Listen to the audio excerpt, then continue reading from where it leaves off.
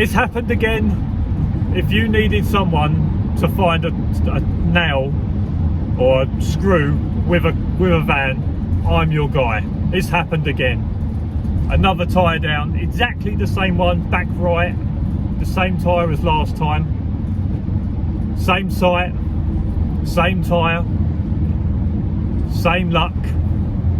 But yeah, so I'm actually on my way back because I got out to do a patrol, got round to the back right and thought, that looks a little bit low.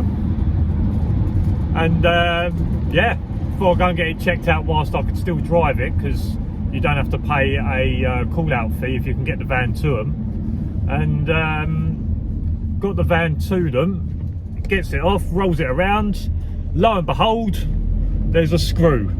Oh God, I'm queuing up here now. There's a screw in my tyre. Absolutely could not right it. So yeah, on my way back now. It's another 120, 130 quid done on tyres. Demolition is costly for my tyres, but we're on our way back.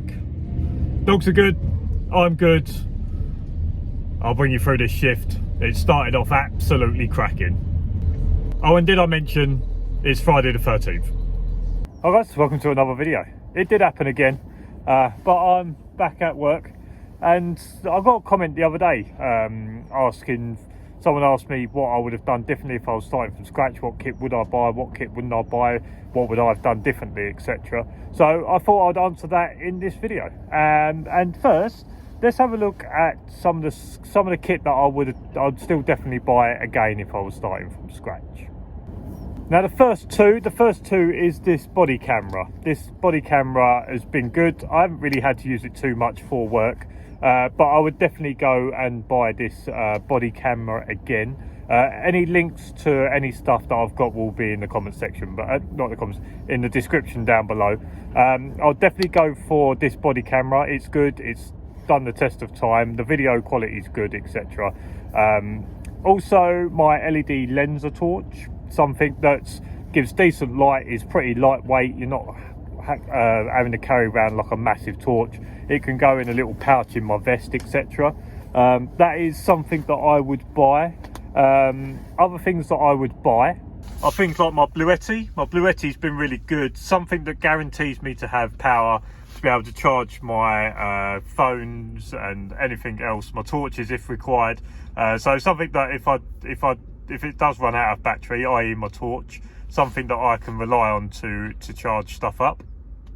Going into the back, something like this bag that mainly brings my lunch. I've tried to stop putting loads of crap in it, but something like this bag, which also has like my torch holder on it. It has some other supplies in there. There's some plastic bags. I think in this one round here there is some sort of medication stuff if I need it. Round the front, I think as well. I think I've got some bandages and some like plasters and that. So a decent bag to be able to take my stuff in and out. This has been pretty good. This sort of carries like my water. This heater is a low voltage heater, so it only uses like 300 watts. So my Bluetti can power it. It does give me about an hour and a half. So something like this bag, just to organise the bag, as you can see, other than my trainers, I do manage to keep the area reasonably clean. I think if you don't have things like your bag or something like this, it's quite easy that you start clogging up and your van becomes a bit of a mess. Something else that's really handy is having this Bose speaker, so I can put a podcast on and listen to it and listen to something with some decent sound. That's quite a good little purchase that I have. Then down here, stab vest and another tack vest. Stab vest, I'll definitely buy another stab vest for the 60 quid that it costs. Obviously I don't use it all the time. When I'm working days here, I don't really feel like it's an absolute necessity, but if I do turn up to a job and I think this seems a bit dodgy, or if I am working this job and I've got a feeling that something might happen, it's good to have that I can just whip it on. So I would still buy a stab vest again, just for the reassurance, and if I ever did need it, I know I've got it. These leads I got off Terry, to be fair. They've been very good.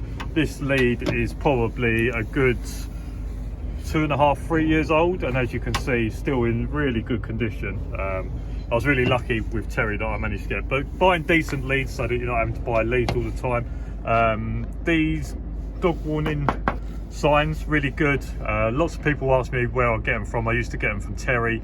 I'm trying to see if I can get some myself so that when people ask, I can just sell them on for, I wouldn't even put really any money on top of it, just so that people could get them. So I've been trying to get hold of some so that I can pass it on to people that do ask me, but it's actually pretty hard to try and get hold of these. The people that make them didn't seem to want to sell me any, and I need to see Terry, see if he's got any more that I can buy off of him.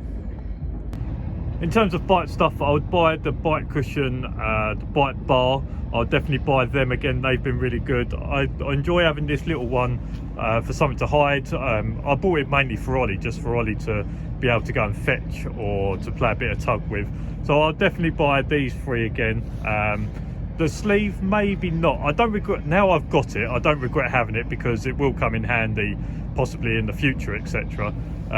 If I was starting up again, possibly I wouldn't, but the reason I did get it is because I was doing it during COVID. I had to do lots of the training myself outside and I had to bring Cooper on, so I don't regret having the sleeve, but if I was starting again, I would just concentrate on having the two, the bike bar and the bike cushion, and that small one for sort of search and fetch stuff, etc. So that is most of the stuff. There's not too much I regret buying, to be honest. There's obviously lots of stuff there that I think has been a decent buy, etc. That doesn't include like an extension lead and my little £15 heater, so that when I have a plug socket on site I can keep warm. That doesn't include that, but that's another thing that I would definitely buy again. In terms of stuff that I possibly wouldn't buy, like I say, the sleeve, it's handy to have, it's useful to have. I don't regret having it now I've got it. The reason that I do have it is because I was doing a lot of training on my own when I first started, and I needed to try and progress Cooper, not quickly, but I needed to do a lot of training outside, going to sessions in order to bring him along. So I don't regret having it now I've got it, but if I was starting again, it's not one of the things that I'd say that I have to buy that to train my dog, etc. You can do a lot of that stuff with bike bars, pillows, and like the small one, etc. So there's not really too much. I suppose I mean, it served its purpose. When I first started, I had a car and I was doing it in a car. I don't regret doing that because I could have gone through this, done a couple of months and realised this is not the job for me, and then I could have left the industry and kept my car, etc.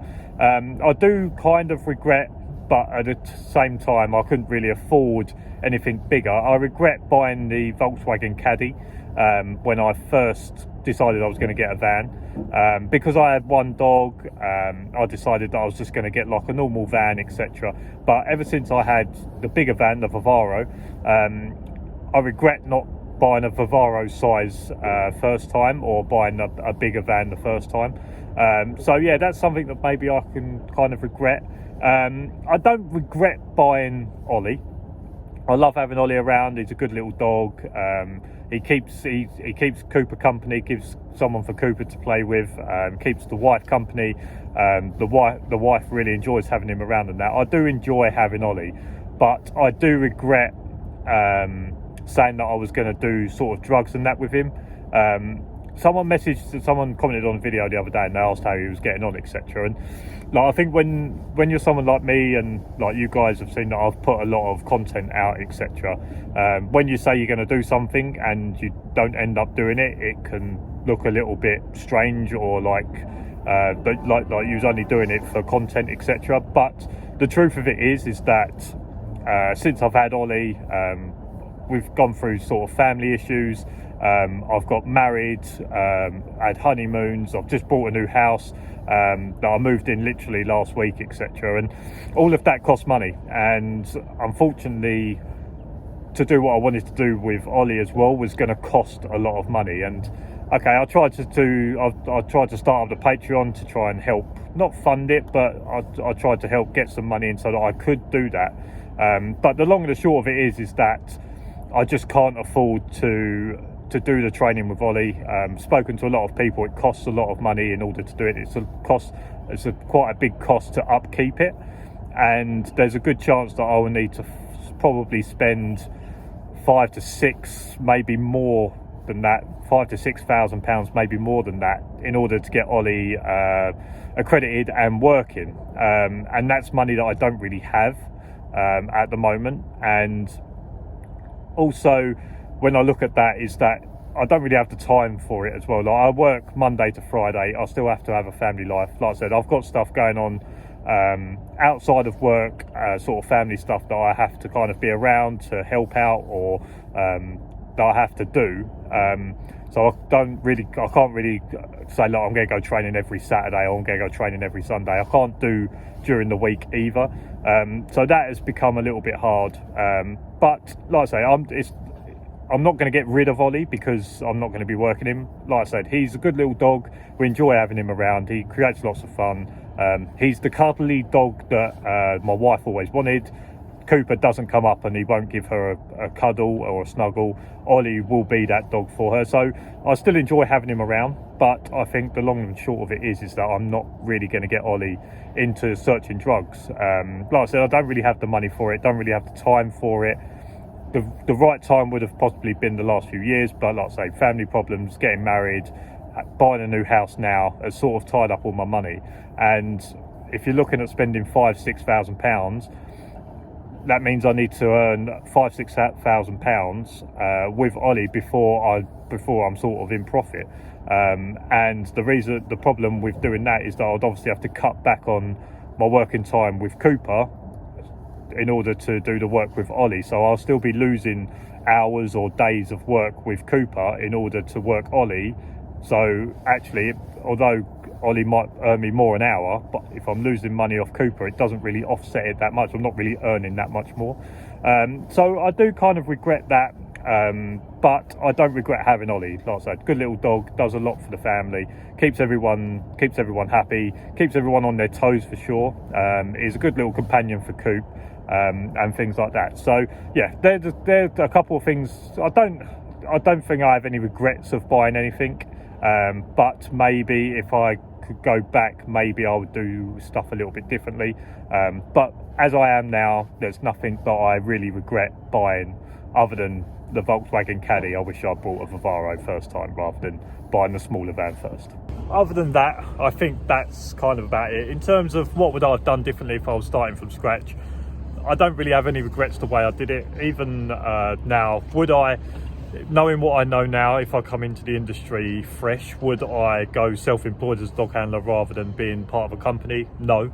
It might be because of the way in which I've got into the industry. Everyone knows that one of my best mates is the owner of Prestige Guarding, and that's why I kind of work for them. So I know I've seen lots of people come into the security dog handling industry fresh off their NASDU, and they've gone self-employed straight away, and yes, they've found work and there's been bits and pieces, but I've also seen lots of times of people that come into security dog handling as a self-employed dog handler, and they really struggle for work to start off with. I've never struggled for work, which is always nice, because if you're not struggling for work and you know what money's coming in, you can kind of plan for stuff a little bit more.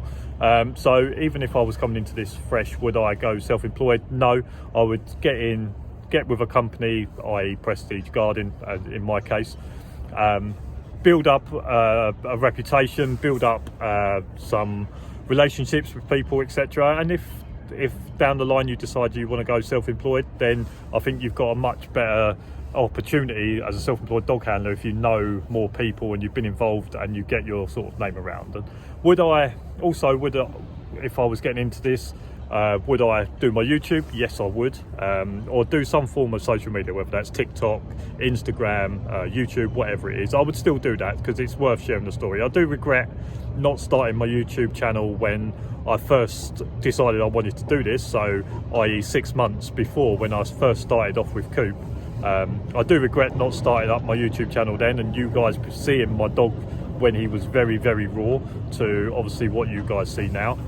So I kind of regret not starting up my YouTube earlier, but it is what it is, can't go back in time. So yeah, that's kind of they're kind of things I would do differently. Other than that, I don't really think there's too much I would have done differently. other than maybe get armoured tyres, because this site seems to be popping my tyres like champagne. So guys, that's my kind of thoughts on that. Hope that some of that makes sense, or hope that helps some people. But as for now, thanks for watching. I'll see you again next week. If you like this video, make sure you give it a thumbs up, subscribe down below for those more videos. And as for now, see you again next week. Just watching. See you later.